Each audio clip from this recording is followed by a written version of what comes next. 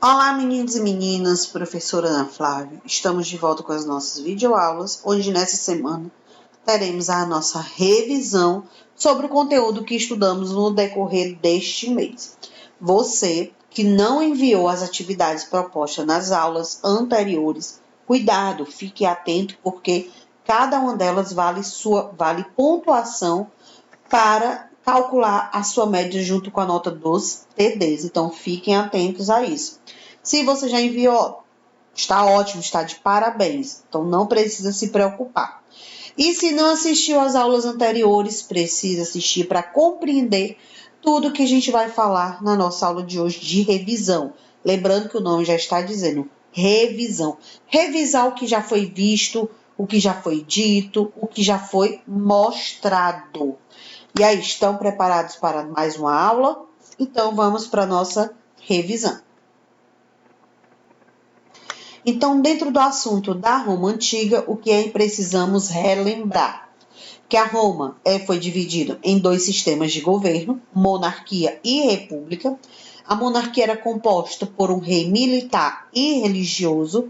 A Roma possuía os 7 reis e o seu principal, o primeiro e o mais conhecido dentro da história romana foi Rômulo. A monarquia possui um rei, um senado e a assembleia. Dentro da questão monárquica romana, tivemos a sociedade, que foi dividida em patriarcas, que eram os patrícios, os plebeus, os clientes e os escravos. Vimos que os escravos poderiam ser divididos em 2 critérios, ou seja, 2 categorias. Quais eram essas categorias? Os escravos de dívidas, que eram aqueles que não pagavam os impostos, então eles se tornavam prisioneiros mediante pagamento da dívida, seriam livres. E os escravos de guerra, onde esses que, a partir do conflito de disputa de terras, disputa de povos e invasões, aqueles que eram dominados, eles se tornavam prisioneiros de guerra, escravos de guerra, e esses sim, eles nunca iriam ter a sua liberdade.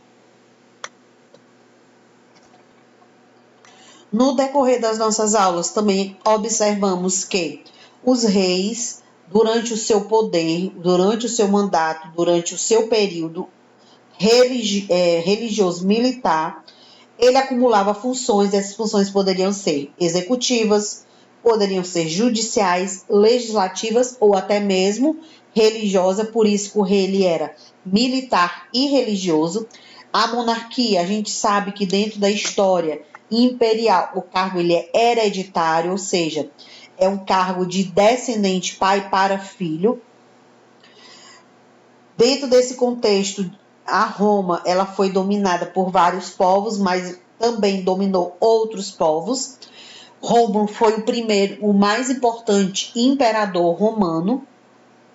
Dentro da classe da sociedade, os patrícios, eles acreditavam que eram descendentes da fundação de Roma, dos primeiros povos de Roma, então eles se achavam os mais importantes soberanos. Eles não poderiam se relacionar com os plebeus e patrícios, patriarcas, eles não podiam se relacionar, ou seja, não poderiam misturar as classes sociais, então eles tinham esse critério. Os plebeus, eles também faziam parte do exército, que ajudava o rei na questão de dominar territórios. A cultura da Roma antiga era politeísta, o que isso significa? Que acreditavam em vários deuses com relação à monarquia. Lembrando que monarquia, império, rei. Tinham colonato, sistema de troca, então eles trocavam mercadorias. Tinha a lei das 12 tábuas, que eram as leis relacionadas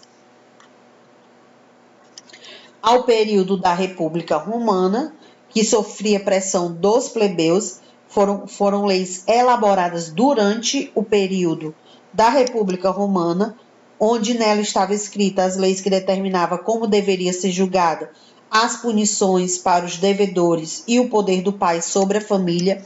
Então, a lei das 12 tábuas estava relacionada com a República de Roma e as grandes construções. Roma Ocidental, principal território, Roma Oriental, Constantinopla. Então, a Roma era dividida em duas partes, oriental e ocidental.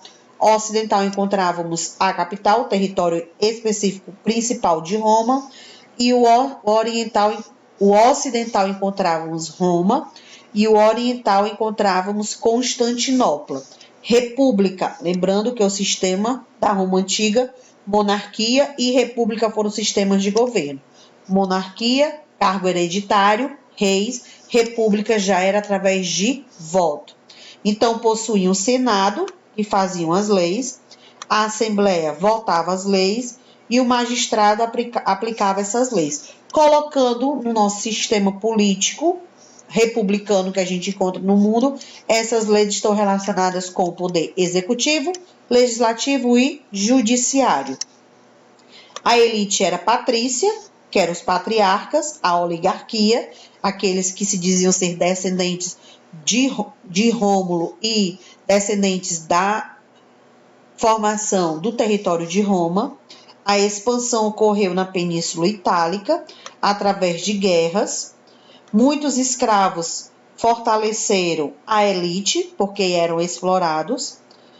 Tivemos Júlio César, Pompeu, Gráculo, Otaviano Augusto, Marco Antônio, que fizeram parte do período da Roma, ou seja, foram considerados grandes líderes, tanto militares quanto líderes no movimento monárquico e republicano. As características da Roma Antiga: cidade independente, principal rio Tibe, já falei sobre isso para vocês. Cuidado para não confundir rio Tigre com rio Tibe, olha o B e olha o G. As terras férteis, o que isso significa? A agricultura sendo praticada de forma positiva, porque as terras produtivas, as terras férteis, facilitava. Lenda de Rômulo e Reno e o Coliseu. Coliseu que fez parte da política do pão e circo, onde os plebeus, muitas vezes insatisfeitos com a forma como eram tratados pelo imperador, então o imperador, para tentar acalmar, apaziguar, o que era que ele fazia? Realizava um movimento festivo, onde esse movimento ocorria no Coliseu, que foi chamado de política do pão e circo, onde os gladiadores lutavam entre si para animar o povo, e enquanto isso era distribuído para o povo pão. E aí surgiu a política do pão e circo. Nós temos aqui a Pax Romana, política do pão e circo, Otaviano Augusto, crise do império e a falta de escravos. Por que passou a surgir essa falta de escravos? A partir do momento que para de conquistar territórios, então passa a ter o quê? Falta de escravos por guerras. Se não tem escravos por guerras, automaticamente falta escravos para o território. E aí, fazendo revisão mais uma vez do que já vimos em aulas anteriores, para concluir a nossa aula de hoje, a Roma Antiga, ela se desenvolveu, ela nasceu de uma pequena aldeia e se tornou uma das mais importantes e um dos maiores impérios da antiguidade, situada na Península Itálica, hoje correspondente ao país da Itália, no centro do continente europeu, ou seja, próximo ao mar Mediterrâneo. Roma, ele foi considerado o centro da vida política e econômica da região. A monarquia romana foi dividida em 3 classes sociais: patrícios, plebeus e clientes. O escravo entra na quarta camada, mas os escravos eles só surgiam mediante ao não pagamento da dívida ou mediante ao domínio de algum território. Então, os escravos só surgiam a partir do momento que as dívidas não fossem pagas ou alguma terra, algum território vizinho ou alguma aldeia fosse tomada. Então, a classe social dentro da Roma antiga, dentro do período monárquico, eram os patrícios, os plebeus e os clientes. Lembrando quem era cada um, os patrícios era a classe dominante, aqueles que dominavam, formada por nobres e proprietários de terras. Já os plebeus era constituído de comerciantes, artesãos, camponeses e pequenos proprietários. E os clientes eram aqueles que viviam da dependência dos patrícios e plebeus, aqueles que trabalhavam para os patrícios ou plebeus.